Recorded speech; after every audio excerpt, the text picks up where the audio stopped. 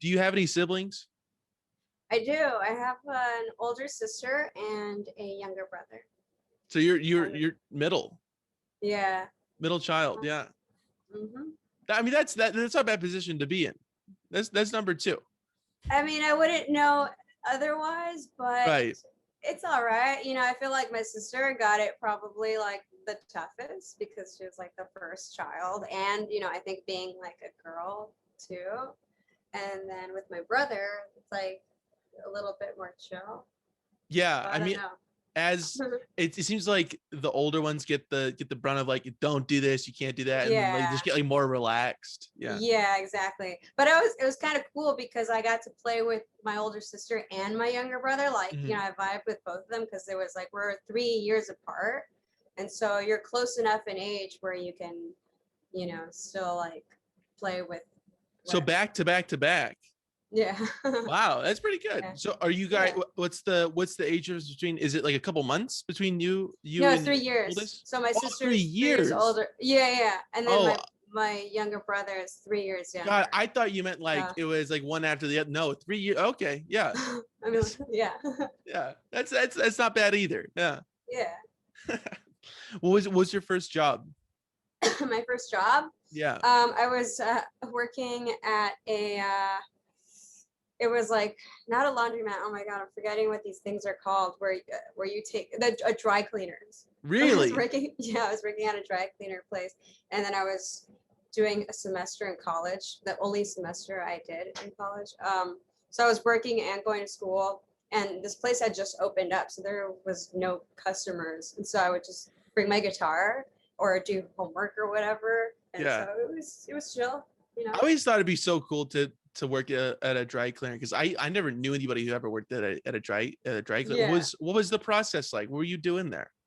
Well, like I said, it had just it had just opened up, so it was pretty dead. And then occasionally someone would come and drop off some a clothing article and tell you what they wanted to be done, and I would just mark it on a little piece of paper. And somebody else did the cleaning. I didn't actually do any of the cleaning. I was kind of like the person at the front You or were the face whatever. of the front. Yeah. Yeah, super random job. Like, That's not a bad gig.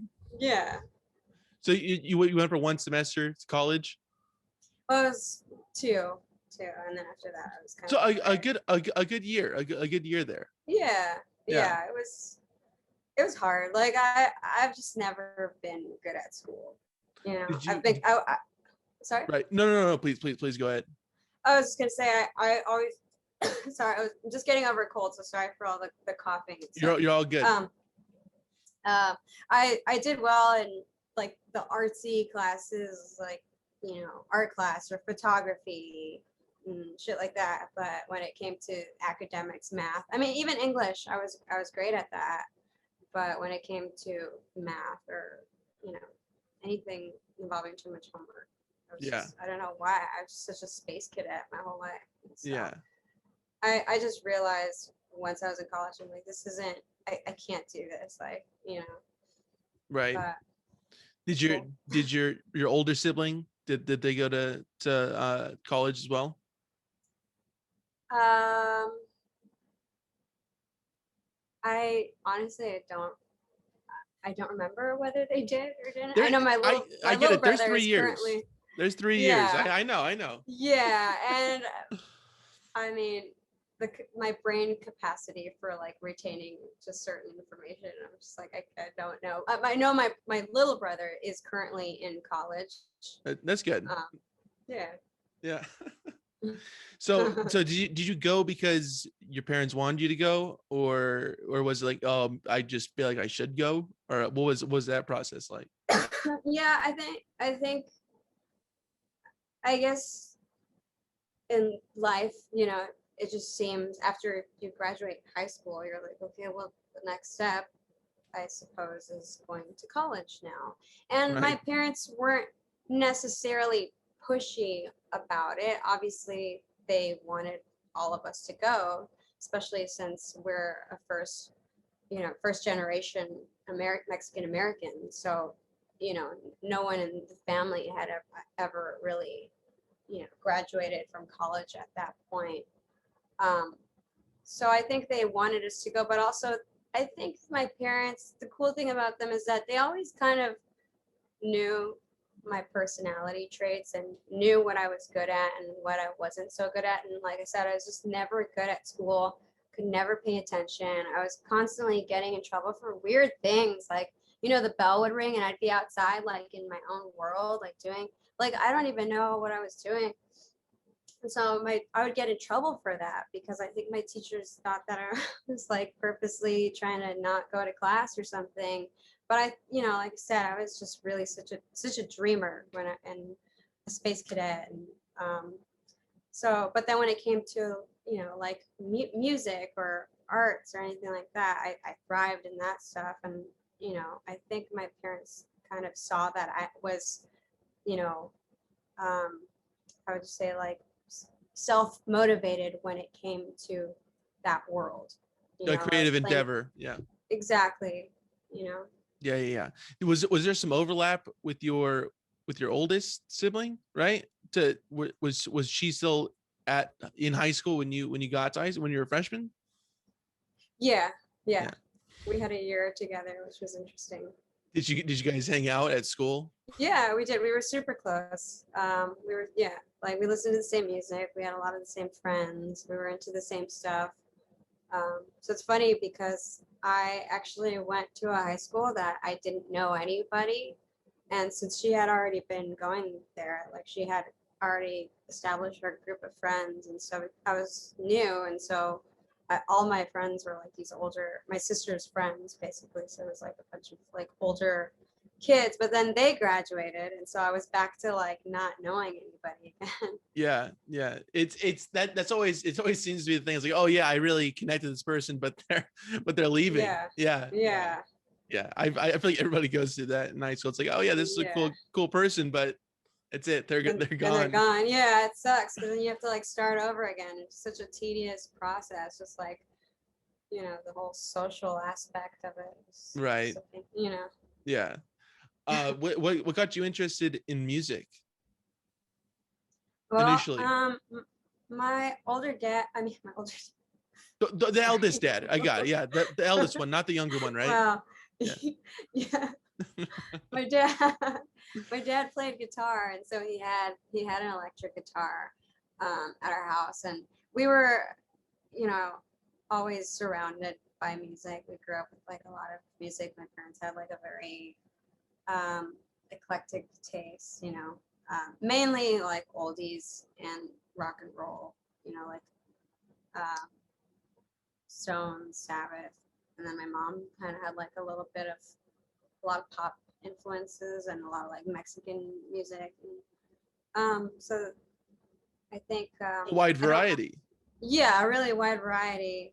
And so I've always, I don't know, it's like one of those things where it's so hard to pinpoint back to like the initial, like, oh, this is, like the first time hearing it. Because like I said, I was always around it. And then like, watching a lot of like movies, like watching a lot of Disney movies when I was a kid and just like loving like the music or like Fantasia, and like it was just a different era for like, I feel like the movies today with like the music and stuff is just the whole aesthetic of it is so different. I mean, I don't know, I could be wrong, but there was just it was just a cool time to like grow up as far as like television goes. And then we had like MTV, and like music videos and just seeing like a little movie to go with like the music. It's like a whole other like realm of of music, like another dimension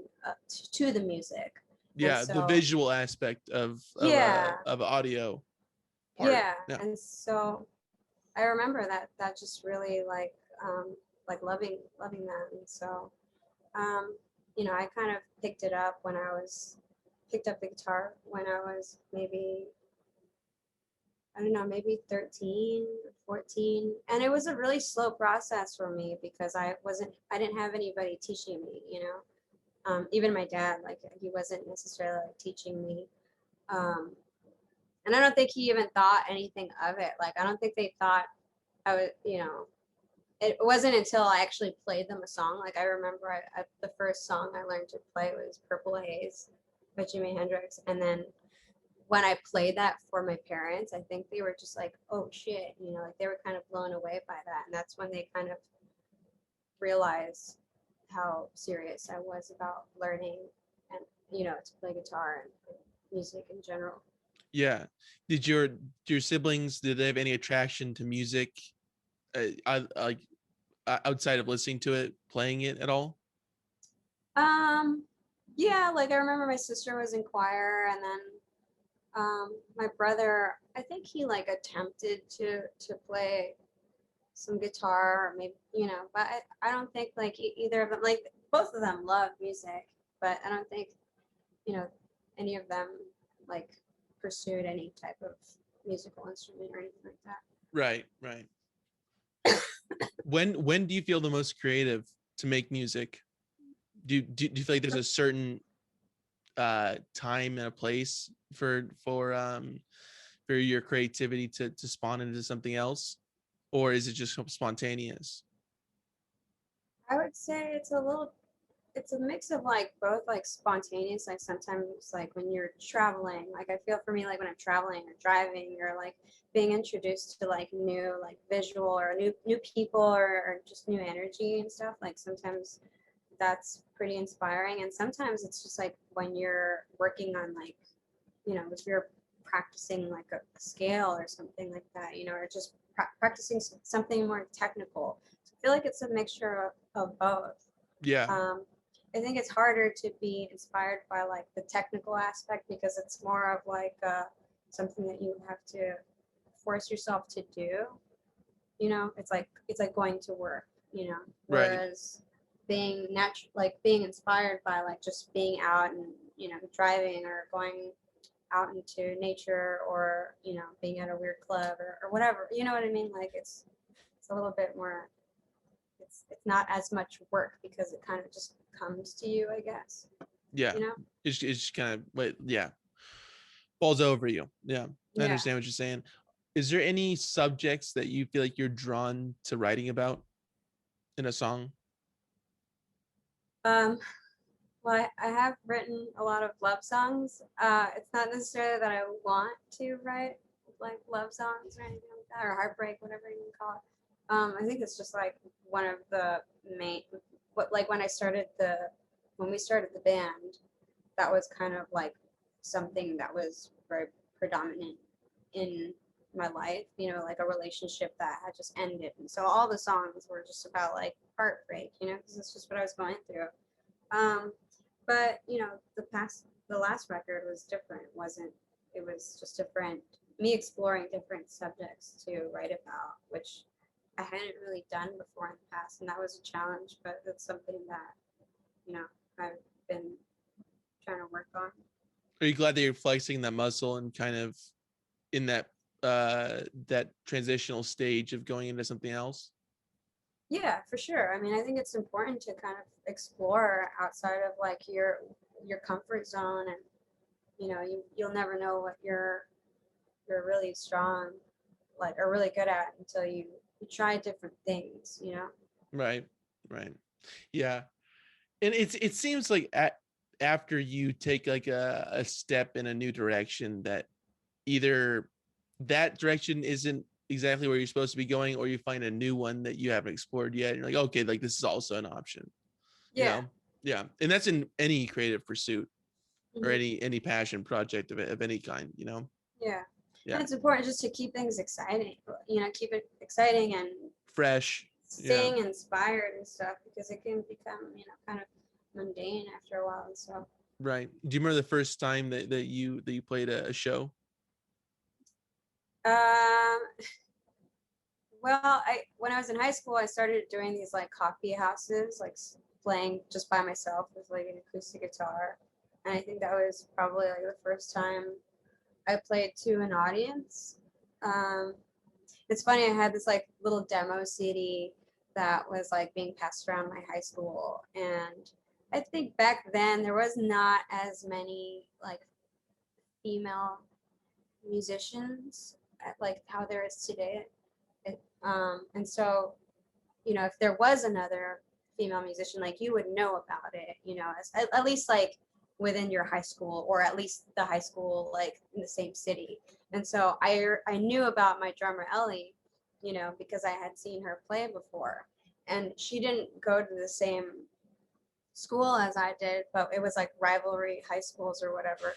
And so I met her one day at a party, and it was really funny because she was like, "Hey, like I have your CD, like your demo CD. I really like your songs." And so she knew about me too, and it was really cool. And so we're like, "Yeah, we should jam or whatever." And so we started our, you know, one of our first bands together. It wasn't our. Had previously been in a band, and I had previously been in a band, but I had never played with a band before live. And so when I started playing with her, that was when we started like playing shows, and we were booking our own shows and playing, and we were still underage, so it's kind of funny to think about how we were doing that. And you know, we would have to get like the X's on our hands or like leave the bar right after, and then I think Right. eventually we both managed to get like fake IDs so that, you know, we can actually enjoy like our shows or whatever. But It's an yeah. important part of going to see shows or just being Yeah. a kid is getting the fake ID. That's crucial. Yeah. Yeah. Yeah. Were you a big drinker when you were a kid? Like not supposed to be drinking? I mean, I definitely wasn't supposed to be drinking. My parents were very strict. Oh, Very, really? very, yeah. Like they, you know, like I said, I was like first generation American, and I think they were, you know, and it was hard. Like they're definitely, they were way more strict now than they are now. Obviously, you know, I'm an adult now, but it's funny seeing them with like my little nephew and stuff. You know, they have loosened up so much, but yeah, it was hard back then. So I think also like the more strict you are on a kid, I feel like that kid's gonna want to rebel even more. You Yeah. know, and I think, I mean, that was exactly what I did. Like I was, you know, rebelling extremely hard. Was your sister doing the same thing as well? Yeah, yeah. So, I mean, it seems like you really were taking this music thing seriously just right from the get-go. Yeah. Yeah. Yeah, I mean, that was the only thing that I think that I really, at that time, that was the only thing that I found that I really loved like that, and that felt super passionate about. You know, it was the only thing that I can actually be consistent on and like push myself to do. You know, be like motivated and excited about. There was like nothing else. I mean, I've always dabbled with different things, and even to this day, like, you know, photography. Like I remember getting my first camera and taking photo class and working in the darkroom and stuff like that. But I think music has always just been my number one passion. Yeah. When you started playing, even in LA Witch, what were some bands that you ended up playing a lot with, or often? Um, Often, well, with Death Valley Girls was one of them. I think they started a few months after us, which is funny because now we're on the same label. But yeah, Death Valley Girls, we had done some like tours with them before any of us were signed to a label, and we played a lot of LA shows together. Plague Vendor, I'm not sure if you're familiar with them. They're Yes. now on Epitaph. Is it Choking Victim now, or am I getting those two bands mixed up? No, I think those are two different bands. Different ones. Choking Victim was like that like leftover crack band too. Oh, right? okay, that's what I'm thinking of. Yeah, they're different. They're different bands. Yeah, Plague Vendor. They're from Whittier, and they also started around the same time as us. So we were playing a bunch of shows with them. And yeah, it's funny, like that era of like when we first started, it was pretty exciting. It was like Burger Records was like brand new, and you know, there was like a scene in Echo Park. There was a lot of venues. There was a lot of house parties, a lot of like DIY shows. It was cool. It was a cool time to like start a band. I don't know what it's like now. Obviously, like the pandemic, I haven't played a show in LA in a very long time, and you know, I don't know what it's like to start a band nowadays in LA, you know, especially with like a lot of venues being shut down and the competition, you know, Yeah. like everybody wanting to play like this, you know, the only 3 venues that exist or whatever. Oh, we were lucky. I mean, you know, it was a good time. Do you think that it would have been a completely different story if you had started a couple years before or after you did? It's so hard to say. Like I really don't know. I'm sure it would have been different, but I just, you know, I don't know if we would have had like the same momentum or not. I don't know. It's a really weird thing to think about. I mean, we worked our asses off. Like we were playing every shitty venue in LA, you know, multiple times. We had a residency at Silver Lake Lounge. I don't know if you know what Silver Lake Lounge. No. I don't even know if they're still open, but I mean, that is a weird place to have a residency. But we did it. You know, we were booking ourselves too, making our own merch. You know, we'd be spray painting our T-shirts. We'd be, you know, we had these little buttons that we like collaged and put like, you know, we cut out like these tiny little letters on them and pasted them. Yeah, we did a bunch of cool shit like that.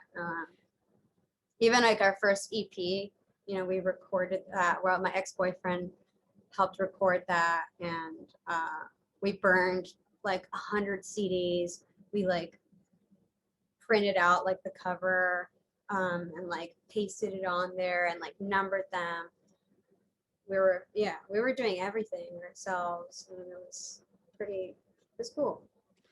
Where did that idea of the DIY kind of thing, when did was that cemented in your life to like, if I want to get it done, then I got to do it myself kind of deal? Well, I think a huge part of it was, first of all, like not having like the resources, like not having a booking agent or not having like the money to like buy merch, you know. And so, and we enjoyed it, you know. It's like, and also it was like, I mean, like it is now our baby, you know, like this is our project, this is our band. We put like everything into it. And so we wanted to have like the control over like every image and, you know, like the aesthetic, like to, you know, even like the letter, every like type of font that we use was so important to us, you know, every photograph that we used, the way we like dress, like it, you know, we really put like, you know, 110% into, I mean, and to this day we still do, we're still like that, but it's not as, you know, it's not like we have to make our own merch, you know. We find people who, you know, we like their artwork and stuff, where we think it's like a good fit for us. Right. But yeah, it's funny. I mean, nowadays it's like I see a lot of bands who are like new, and you know, I see them like thriving pretty quickly. So I don't know, like it's not like, you know, for example, like Slaughterhouse, like they're a band who we've played some shows with, and they're kind of, you know, relatively new, and they're doing great, you know. So I don't know if it's necessarily like, I think it's just what you put into it ultimately, you know, Right. the effort and how much you care and how much you work, you know. Yeah. Yeah.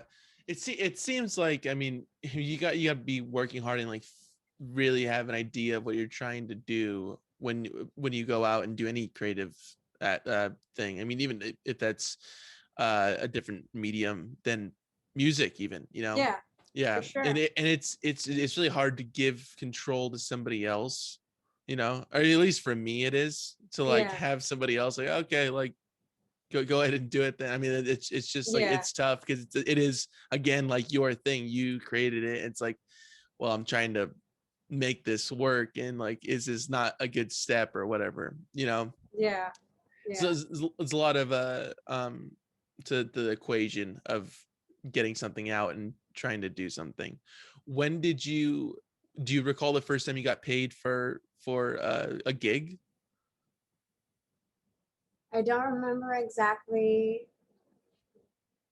where with LA Witch. I just remember that we had already been a band for maybe about a year or something. And I just remember all of us were really confused when we got paid. You know, like we were like, it's like we were just like in shock, I guess, not confused. So it was like we just couldn't believe it. We're like, really, you want to pay us for doing this? Because we're in our minds like we're gonna do this regardless if we get paid or not. Because we're having a great time, and we were all working jobs anyway. But I remember just tripping out and saying like, I can't believe that they're gonna pay us for doing something that we're gonna do no matter what. Yeah. Like Yeah. I was like thinking like they're stupid, like I can't, but it's so You funny. fool, I would have done it for free. Like, that's on you. Yeah, and it's like, yeah, it's so different now. Like that's just like the perspective back then. You know, It's changed. yeah, Yeah. for sure. Because now it's like, well, this is my full time. This is how I live. And I've put, all of us have put so much work and made so many sacrifices. In order so to do this and to get where you are now, right? yeah, Yeah. exactly. So Do you how long after the beginning of the band did you go on tour? Like what how many how long did it take you to go out there? I want to say it was maybe 2 or 3 years.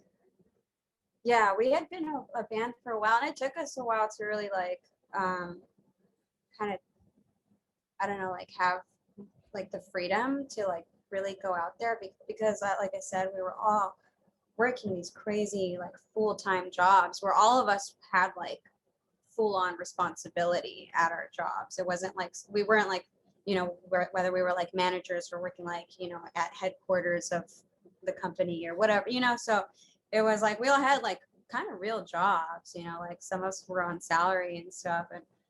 And I think that's why it was so hard to really like go on a full-on tour. Like we would do a lot of local shows or even, Vegas or something like that. But to do a tour, it was like, I think we had gone to Mexico for a few days.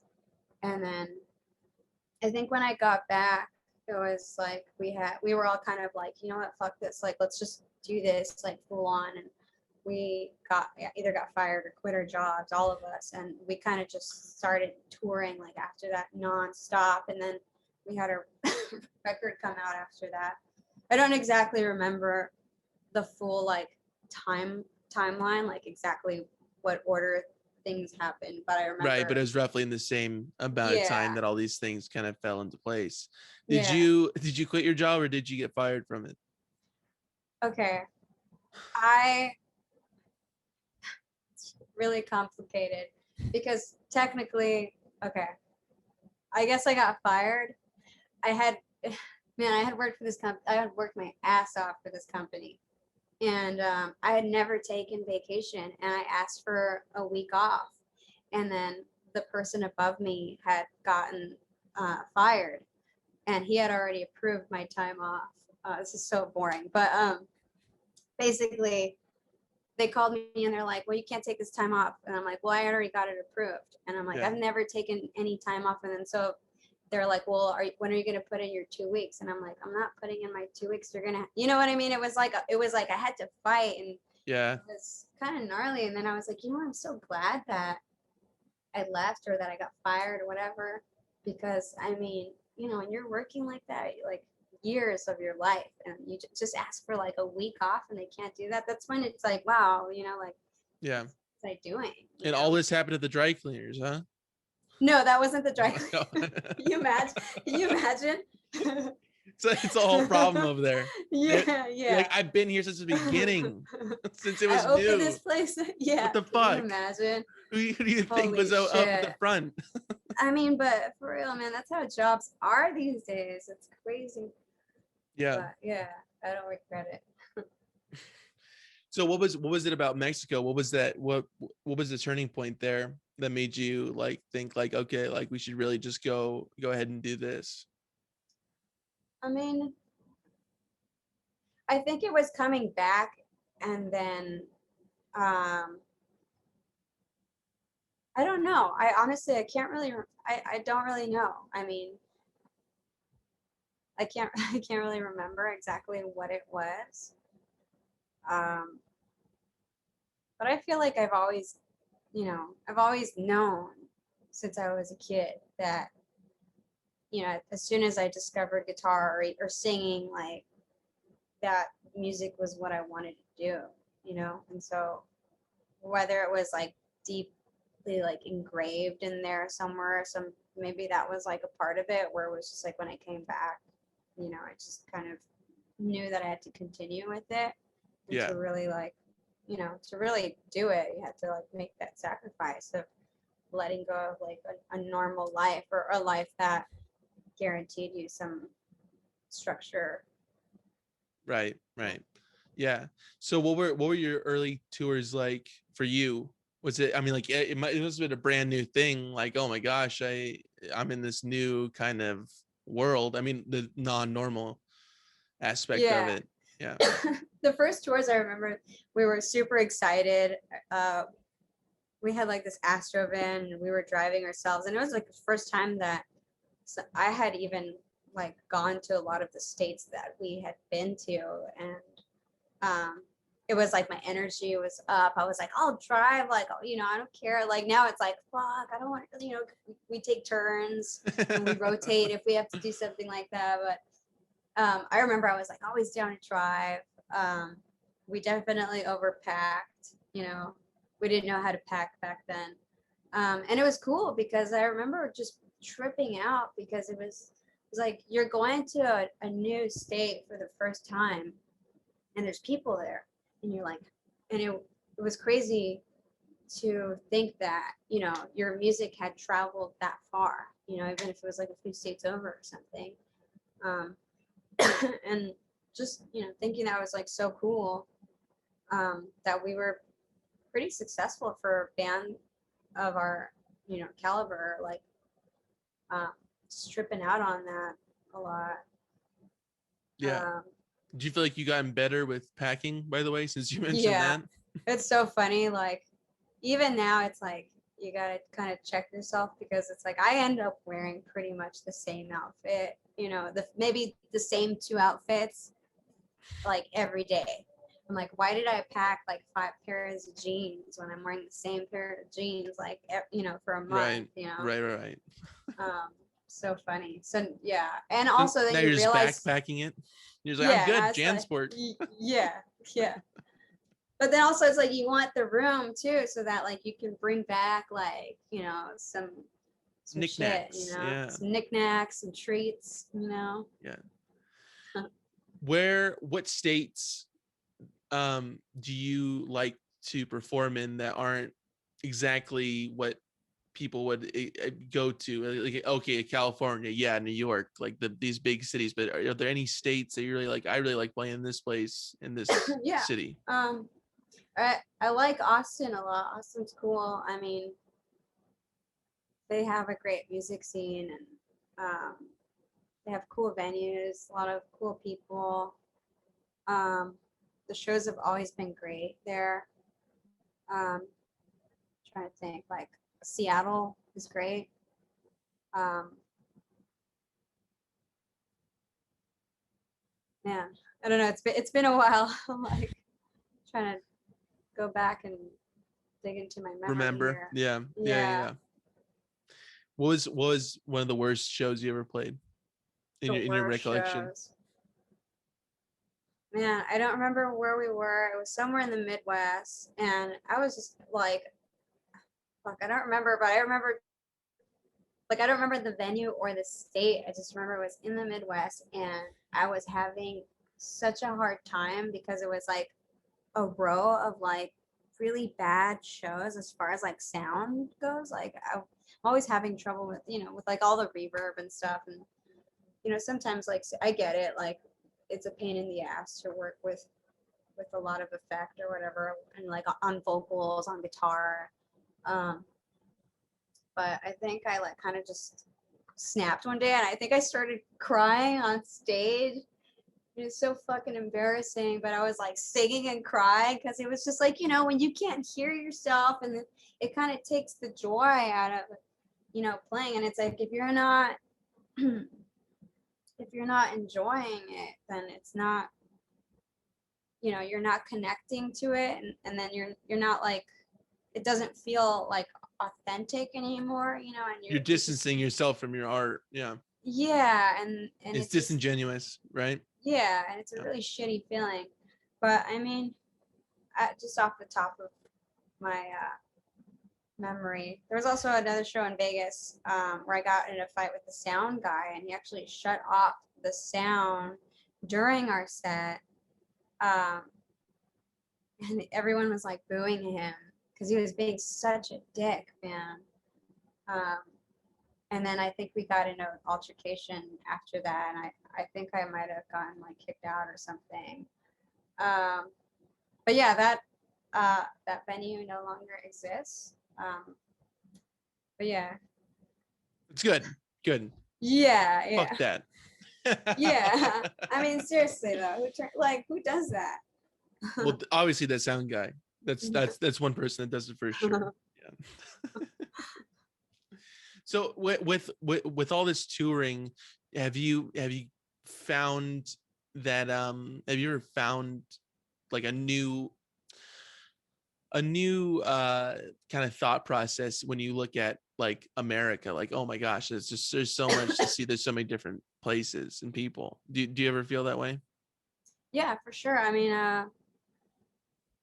it's definitely like an eye opener. Like sometimes you're not even out of California and things are already so different, and it kind of like you realize how much it's really easy to just fall like be in your own bubble, like. And I think traveling is one of the greatest things ever, and I think everyone should do it because when you meet different people and you kind of understand like their perspective, and sometimes you have like different opinions or and but it's like it makes sense that they would think a certain way, like because the geography is different or like their traditions are different, their food is different, the layout of their land or whatever, and so it's, I don't know, I think it's really important to kind of see outside of or like venture outside of your own world because like I said, if you're here in LA and everything is like cool or whatever, maybe it's not, but like you start to, that becomes like your reality, like you become a product of your environment, and I think that could be really dangerous. Yeah. Are you from LA area originally? I grew up in like Van Nuys, North Hollywood, Yeah. the Okay. Valley, pretty much. Could you see yourself living anywhere else at this point in your life? Um, Man, I really do love LA. I've thought about like like what if like I went somewhere completely like different. Like what if I went to Costa Rica or like Sri Lanka or some weird shit like that. But ultimately, I feel like, I mean, and this could change in the future, obviously. But I do feel so much at home here. Like my roots are pretty deep here, and then like Cemented. especially, Yeah. yeah. Yeah. I don't I know. see that. Yeah. Yeah, and there always is like it's like, okay, well, this is where I'm from, like no matter where I go, like this is where like Yeah, I originated from. Yeah. yeah. That's Yeah, so I funny can though, because understand I'm that. sorry. I No, was no, just no, gonna you're good. say. You're good. It's so funny though, because every time we're traveling and I'm like, I could live here, man. I'm gonna move here, and it could be like some weird place, like it could be like Ohio or something. I'm like, this is great. And then come back home, and I'm like, yeah, no, this is this is home here. Yeah, it's not gonna work. Cleveland, I'm Yeah, sorry. It was a yeah. nice run though. What do you feel makes you happy in music or in life? Um, I think I like the process of creating something. It's a pretty rewarding process. And when you make something that that you enjoy, like you can actually, like if you write a song and you can listen to that song and you're entertained by it, or you connect to it or something, like I feel like that's when you've written a good song. um I don't know, I guess a lot of things make me happy. Food makes me happy, animals make me happy, nature makes me happy. I don't know, like like during the pandemic or whatever. I mean, it sucked not to travel and not to tour, not to work, but I found so many other things that kept me happy and motivated. You know, like I started boxing, which is really cool. I rebuilt my motorcycle. That was really cool. Started a garden. I got another dog. You know, so I'm the kind of person who just really, I have no problem with like finding projects or finding something to enjoy. You know, about like, you know, I'm my interests are like all over the place. Right. You know. Right. There's no singular thing. There's always a couple Yeah. things, which is good Yeah. because you need to take a break from other things that you like to do to explore Yeah. others. And then it makes you Yeah. appreciate it more Yeah. sometimes. Exactly. Yeah. I used to think like that it was kind of like a dangerous thing to do to like dabble in all these things because I was like, fuck, then I'm gonna be like kind of mediocre at like, you know, at at the one thing that I should be doing, which is music. But then, you know, I was like, well, if other things like you know, inspire you and then you can bring that element back into your music, then why not, you know? Yeah. And that could be like a really great thing to have Yeah, in your corner exactly. for sure. Yeah. Yeah. So how what was it like breaking the hiatus and going back and playing a show? How'd the show go? it was it went really well actually. We had a great time. It was like a brand new venue. Um, it was just funny because there was like little things where I felt like it was my first show or something. You know, like during sound check, like I had a rhythm of like the things that I check. You know, as far as like guitar or vocals, and I was like, wait, what am I doing? You know, I was kind of took me a minute to like get back into like my groove, I guess. Also, like the venue was is pretty brand new, so they were like still opening like brand new like microphones and stands and cords. So I think like even the sound guy, it was like I think he had like the same feeling too. He's like, Like I this think, motherfucker. I got an altercation with her before. yeah. Oh my god, I I hope not. got fired by the other place. All right, yeah. God, that would suck. Can you imagine the same guy? Same No, this guy. guy. No, this guy was super chill, super cool. Very challenging room too. It was like high ceilings, really open space, and you know, again, when you're like reverb, and so like the sound is just going everywhere, and so that was hard. But we're like, okay, well, you know, the room will change when there's people in it. The Sure. acoustics will It'll fill change. it out. Yeah. At least Yeah, some but it of was the echoing or whatever you call it. yeah. Yeah. So it Off did the get ceiling and whatnot. yeah, it got better, and then people were having fun. Like you know, people were moshing, people were dancing. People were like stoked, and when you see them stoked, it kind of like you feed off that energy. So it kind of makes you have like a sense of purpose or whatever, you know. And so it was cool. We had a lot of fun. I did get sick after, like I lost my voice after that though. It's funny, like I've been going to sleep like at 10, you know, and so we played at 11, and so I think I had, you know, I think I kind of already had like a little cold coming on or something. So after that, when I got like the next day, like my body just was like shut down, you know? Wiped. Yeah. Yeah. Yeah. Yeah. But did it feel good to get back out and like, okay, like Yeah. No, it was great. It was this is what I used to super do. I fun. forgot about it. Yeah. Yeah. Yeah, that is good to finally. I mean, come. I mean, I'm assuming it feels great to come back and be like, oh Yeah. yeah, yeah, this is. I've done this before. No, for sure. Do you think it was well received, the performance? I don't know. I mean, I think so. I mean, I'd like to think that it was. I mean, I think people seemed stoked. Like people were like dancing and you know, I usually do like merch like after, and so I talked to a bunch of people and they were all stoked. So I think so. Yeah.